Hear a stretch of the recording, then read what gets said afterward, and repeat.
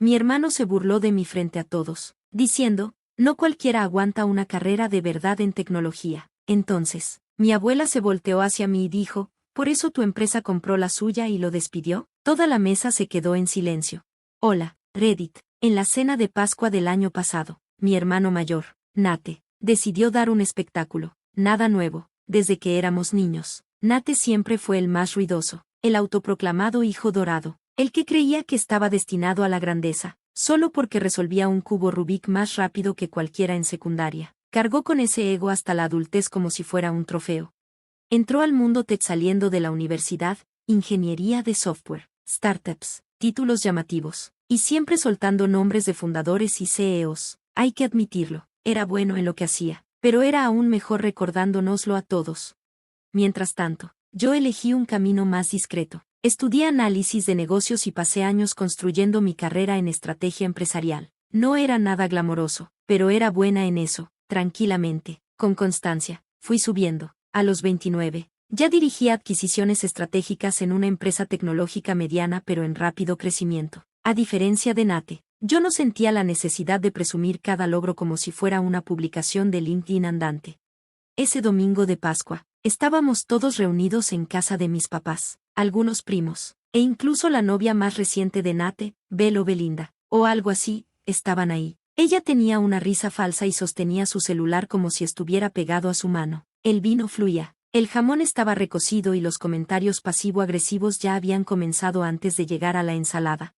Yo estaba platicando con mi abuela sobre un club de lectura que habíamos empezado cuando Nate, con su clásico sentido del espectáculo, se recargó en su silla y soltó, no todos pueden con una carrera de verdad en tecnología. Hay quienes solo flotan por la orilla y le llaman estrategia. Hubo una pausa, no muy larga, pero suficiente para que todos entendieran que se refería a mí.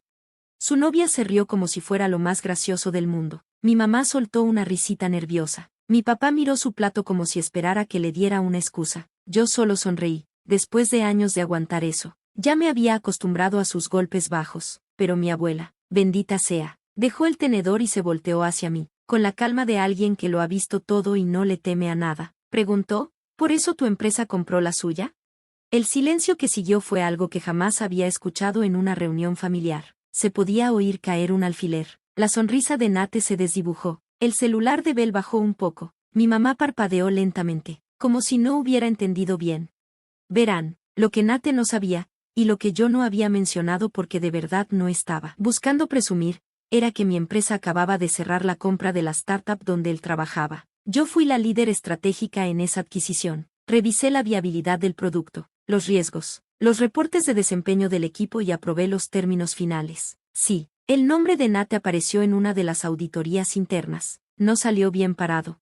No respondí enseguida, solo di un sorbo a mi vino y dije, estamos muy emocionados por la integración. Mi abuela sonrió y siguió comiendo como si nada. Mi papá tosió para cubrir una risa. Nate se puso rojo como tomate y murmuró algo sobre que el trato apenas iba empezando y no significaba nada, pero claro que sí significaba.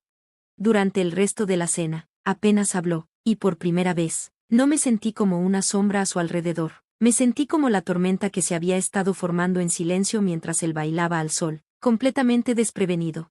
Las siguientes semanas fueron tensas. Nate no me buscó. Mi mamá me llamó para preguntarme si era necesario restregarlo. Yo ni dije nada. Le recordé que fue mi abuela. Pero la verdad es que no se trataba solo de ese momento. Era todo lo que venía desde antes, años escuchando que no era lo suficientemente ambiciosa, que solo estaba flotando en una burbuja corporativa mientras él cambiaba el mundo. Años de aguantar sus discursos de por qué debía aprender a programar si quería que me tomaran en serio. Años de ser descartada porque no publicaba en LinkedIn cada vez que respiraba. Siempre me trató como una aficionada.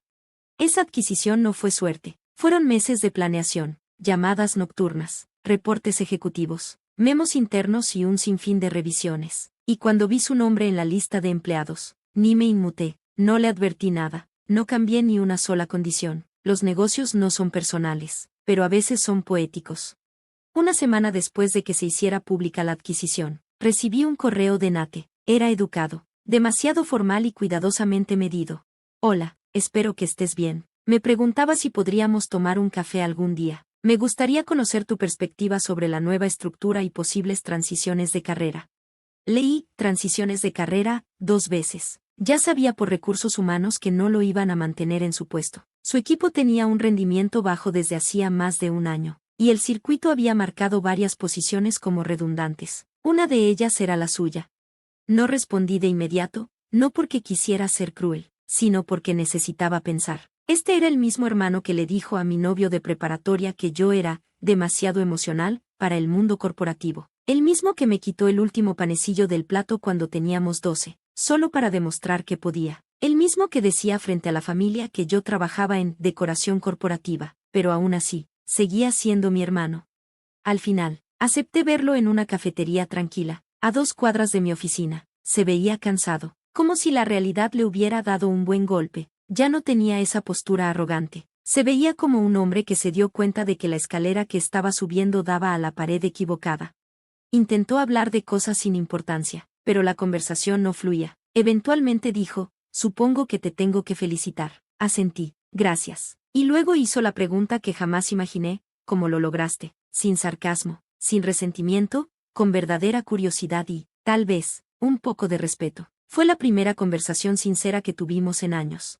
Le dije la verdad, se necesita paciencia, enfoque y saber escuchar más de lo que se habla. Trabajé en silencio, y cuando hablaba, la gente me escuchaba porque tenía algo valioso que decir, no porque fuera la más ruidosa. Él asintió despacio y me preguntó si creía que había un lugar para él en la nueva estructura. No prometí nada. Le dije que tendría que aplicar como todos los demás. No iba a hacerle favores, pero también le dije que, si de verdad estaba dispuesto a adaptarse, a aprender y a ser parte de algo más grande que su propio ego, tal vez, solo tal vez, había una oportunidad.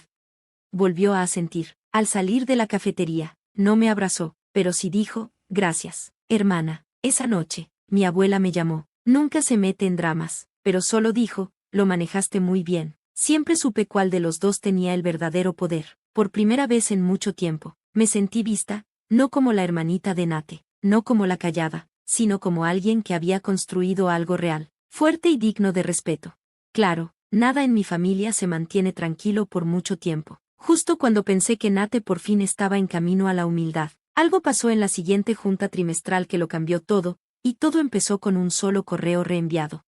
2 semanas después de aquel café, yo por fin empezaba a sentir un poco de paz. No esperaba que Nate se arrodillara ni que cambiara de personalidad de un día para otro, pero parecía haber tocado fondo. Lo admito, sentí un poco de esperanza. Tal vez por fin podríamos tener una relación adulta. Pero luego llegó el correo. Me lo reenviaron del equipo interno de contrataciones. Asunto, propuesta estratégica de carrera, Nate Williams.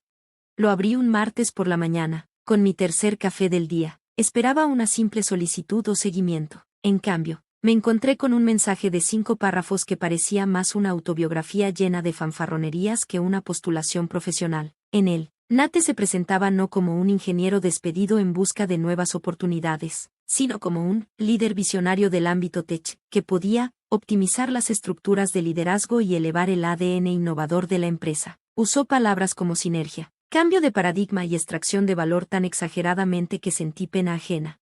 Pero lo que me revolvió el estómago fue esto, dado mi profundo entendimiento del entorno de adquisiciones y de las operaciones internas. Creo que estoy especialmente calificado para colaborar directamente con el liderazgo ejecutivo, incluida mi hermana, quien, aunque talentosa, se ha enfocado más en los números que en la visión. Leí esa línea al menos 3 veces. Al principio no me enojé, solo me quedé en shock. Después de todo lo ocurrido, seguía intentando hacerme menos, presentándose como el verdadero genio de la familia.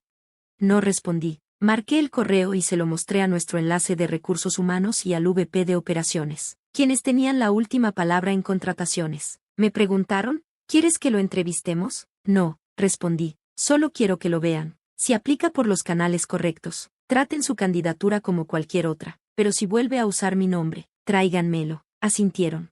Pensé que ahí terminaría todo. Me equivoqué.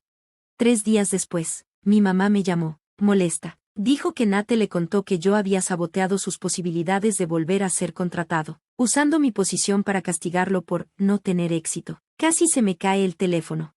Mamá, le dije con calma, no he hecho nada más que no permitir que consiga un trabajo mintiendo. Escribió un correo insinuando que yo solo veo números. ¿Tú crees que así se consigue un empleo?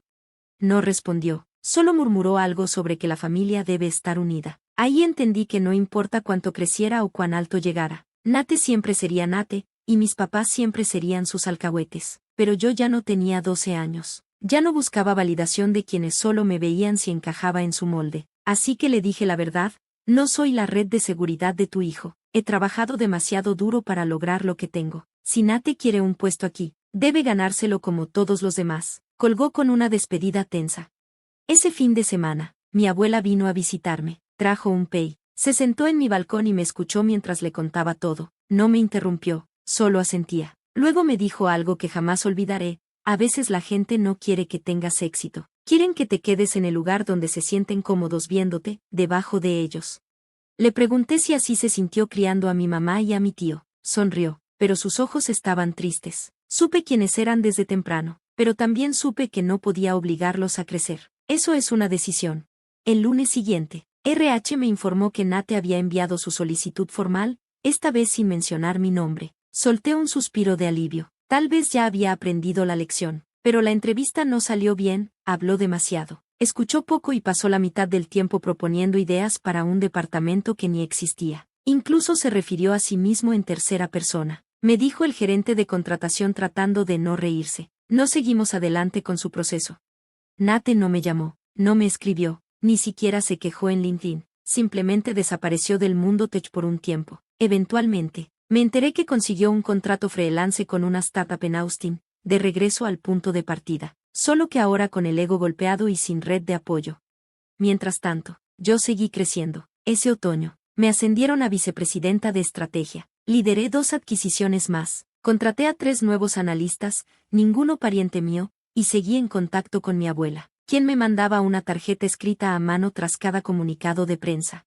Y llegó la siguiente Pascua. No planeaba ir, pero mi abuela llamó una semana antes y me dijo que llevaría su famoso pastel de limón y que quería que yo estuviera ahí, así que fui. Nate estaba ahí, más callado que antes, sin novia esta vez. Cuando cruzamos miradas, vi algo, tal vez vergüenza, tal vez entendimiento. Se acercó a mí después de la cena. Estábamos en la cocina, los platos sonaban al fondo, y mi abuela tarareaba bajito. Fui un imbécil, dijo sin rodeos. No lo contradije, pero sonreí. Gracias por no hacerlo peor. No dije nada más, solo asentí. Fue entonces cuando mi abuela pasó, dejó su pastel en la mesa y dijo con una sonrisa traviesa: parece que por fin entendiste quién manda aquí. Esta vez, Nate no discutió,